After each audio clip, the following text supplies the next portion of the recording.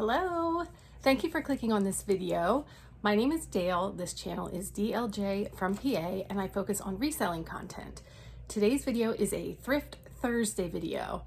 I'm going to share with you a recent estate auction that I won.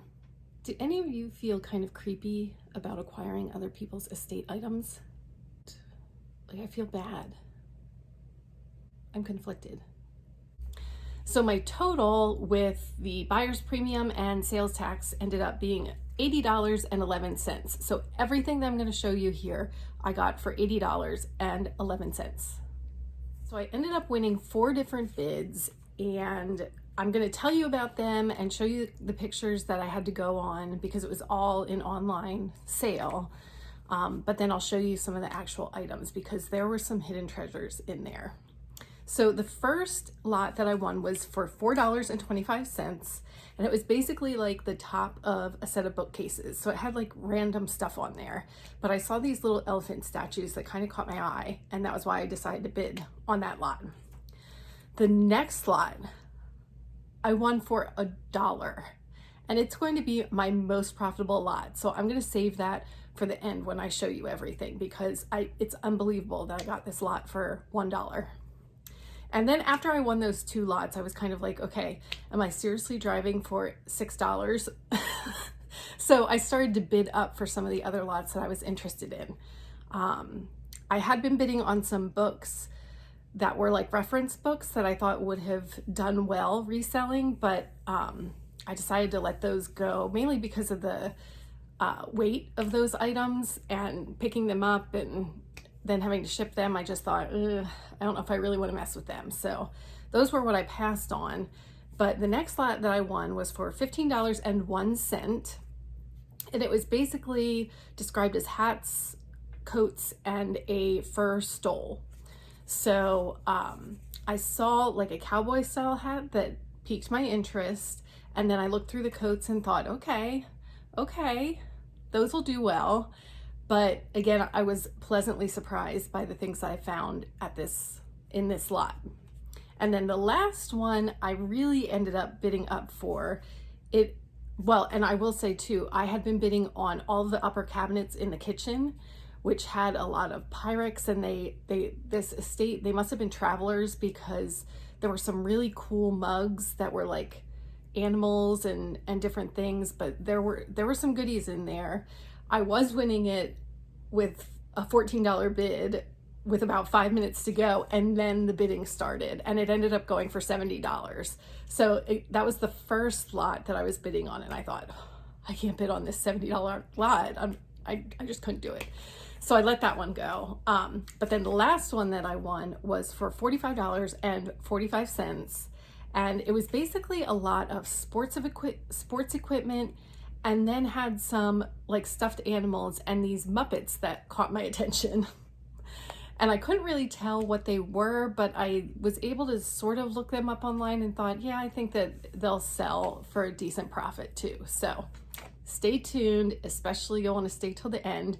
And before I forget to tell you, if you haven't already hit the subscribe button, I would really appreciate your support.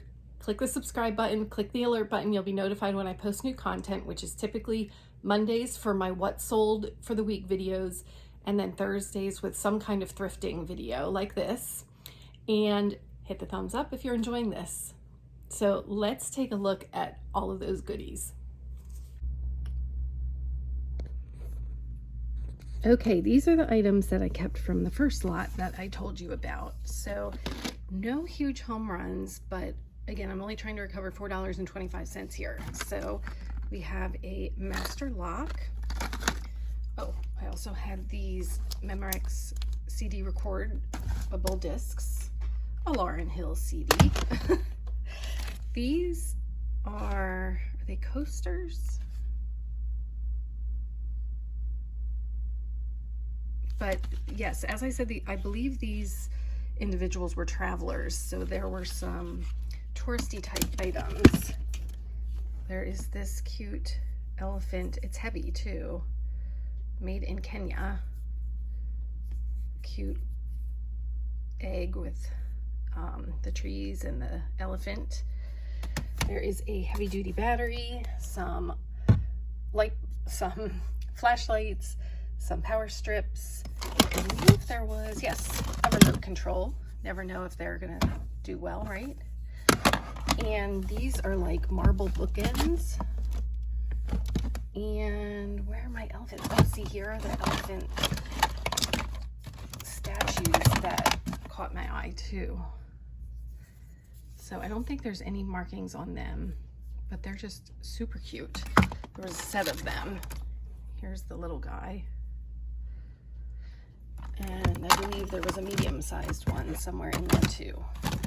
He's hiding here. Yes. So cute elephants. And then here, here's a photo album. But there is this elephant crystal nightlight, which looks interesting. So that was the first lot. I'm going to skip the second lot to save that for last, save the best for last. And so the next lot is going to be the hats and coats. Okay, let's take a look at some of these hats. So as I said, this was the cowboy hat that first caught my attention. You can see it does have a pin there as well.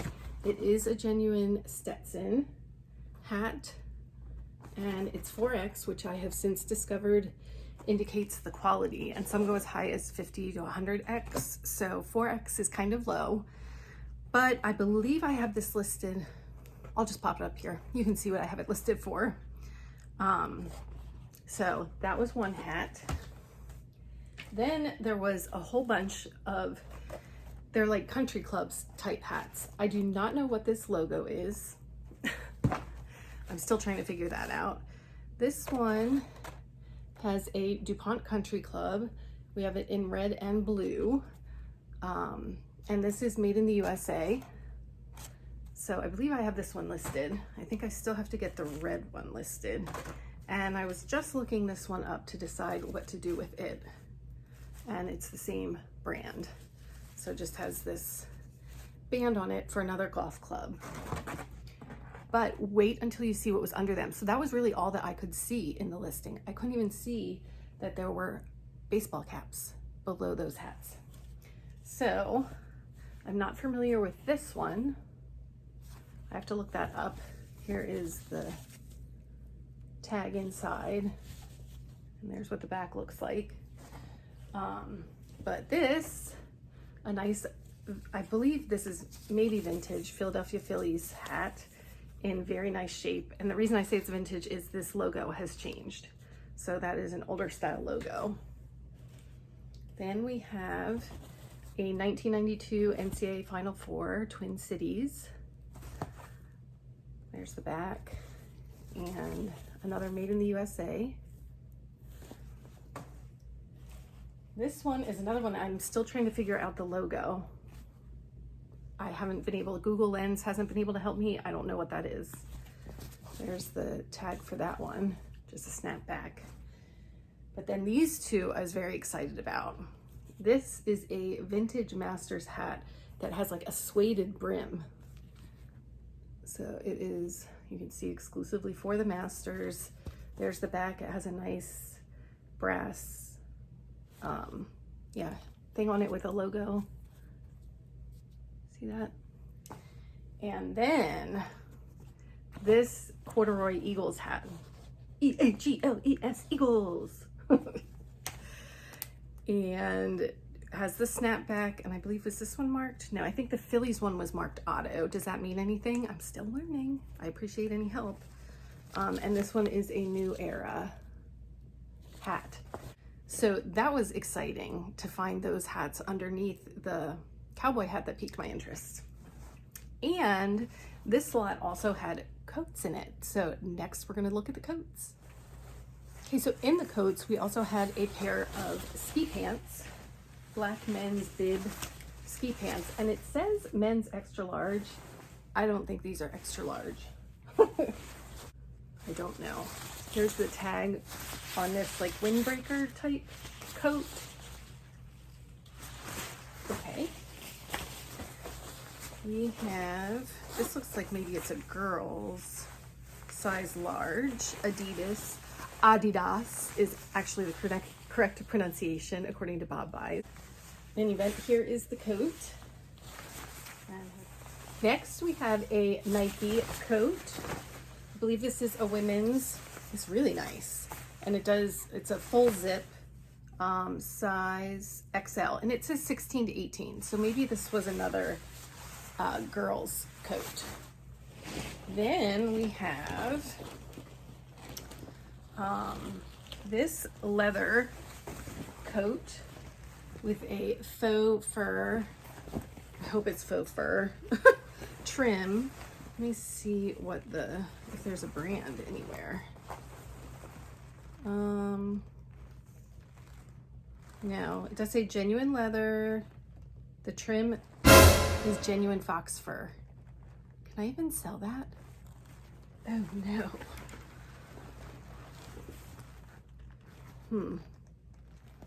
Okay, and it is a size small. It says made in Korea.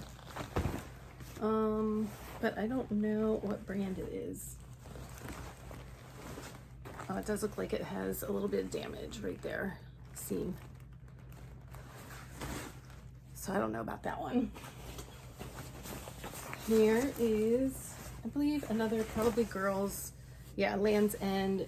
It says medium 10 to 12 petite, but a nice Land's End coat. And here we have a Wilson's leather coat. Very nice leather, not fur or anything. So I feel okay selling that one.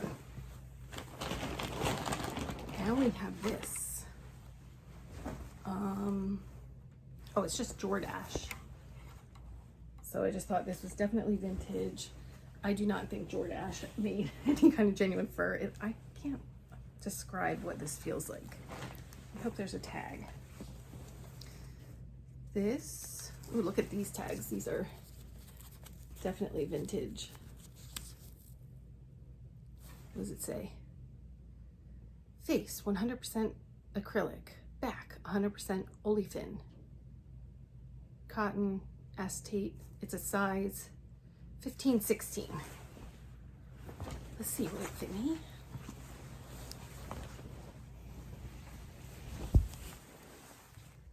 Yes, it does. It does fit me.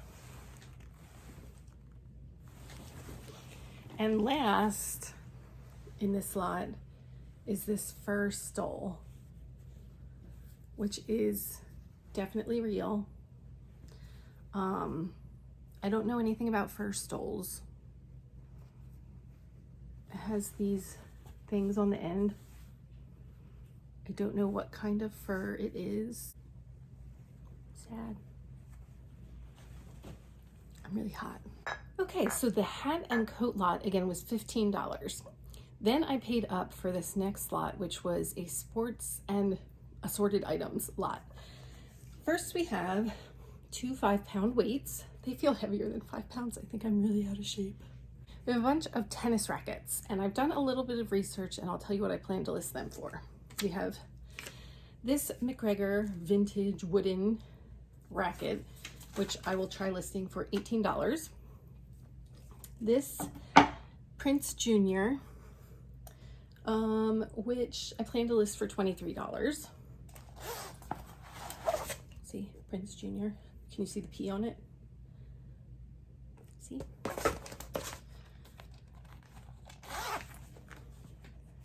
A Wilson T3000. Take a look at this. That is one old racket.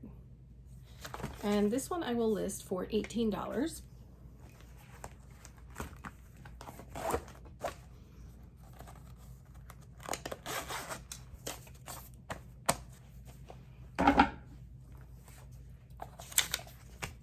A Dunlop McEnroe Master mid-sight composite. See, McEnroe Master. This one I will list for $15. Bummer, even with the case, does not sell for much. This one, the handle's in pretty good shape too. We've got a Donné vintage. You like this logo? Donné Around the World. Graphite mid-size plus. And I think that is the original handle because you can almost make out Donné on there. This one I will list for $20. And last and least out of the tennis rackets, we have this one, which this is a really nice Prince case, but it is not a very nice Prince racket. It is a Pro Kenix Heritage Edition graphite with a handle that's coming apart. So this one I might just throw in with the bags. So there were two tennis racket bags that will probably sell better than the rackets do. So first we have this Prince bag. I believe, I don't know how many it could hold. And I did have a sticky note, which I believe has fallen off. And I forget what I was going to list this for. I'll put it up on the screen. And then we also have this Prince bag. And it's got two different things. I believe it's designed to hold 6 rackets.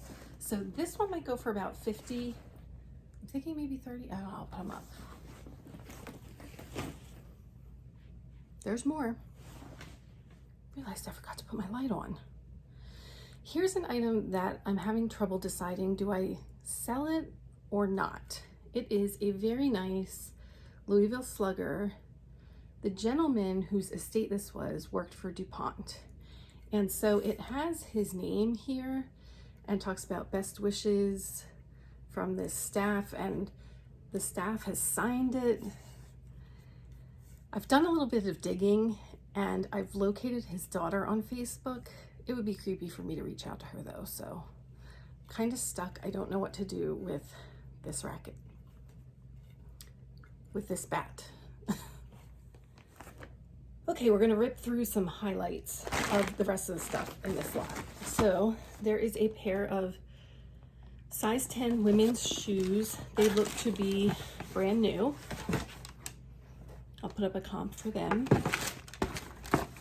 Then we also have a pair of ladies' golf shoes, which also appear to be brand new. There's the label on them. They're a size 9.